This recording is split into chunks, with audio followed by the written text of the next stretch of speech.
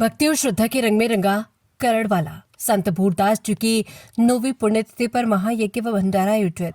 वैदिक मंत्रोच्चार से गुंजायमान हुआ वातावरण। संत रामदास जी ने कहा कि संतों के आदर्श ही समाज को दिखाते हैं सही दिशा।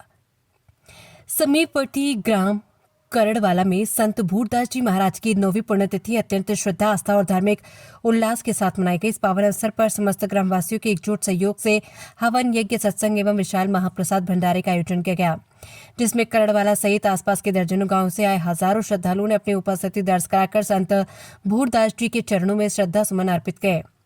वैदिक आहुतियों से क्षेत्र की सुख समृद्धि की कामना। कार्यक्रम का शुभारंभ प्रातःकाल पूर्ण विधि विधान और वैदिक मंत्रोच्चार के बीच भव्य हवन यज्ञ के साथ हुआ। यज्ञ वेदी में आहुतियां अर्पित करते हुए श्रद्धालुओं ने क्षेत्र में शांति, भाईचारा, सुख समृद्धि और जन कल्याण की प्रार्थना की। यज्ञ के दौरान उठती सुगंधित आहुतियों और मंत्रों की ध्वनि से पूरा गांव भक्तिमय माहौल में सराबोर हो गया। संतों का जीवन मानव कल्याण के लिए समर्पित है। संत रामदास जी हवा उपरांत आयोजित सत्संग सभा में पुजारी संत रामदास जी ने उपस्थित जनसमुदाय को संबोधित किया। उन्होंने संत भूरदास जी के जीवन वृतांत, उनके त्याग, तपस्या, सेवा भाव और आध्यात्मिक विचारों पर प्रकाश डालते हुए कहा कि संतों का जीवन केवल स्वयं के लिए नहीं बल्कि संपूर्ण मानव जाति के कल्याण और मार्गदर्शन के लिए होता है। संत भूरदास जी द्वारा दिखाए गए सत्य, अहिंसा, करुणा और सेवा के मार्ग पर चलना ही उनके प्रति सच्ची श्रद्धांजलि होगी।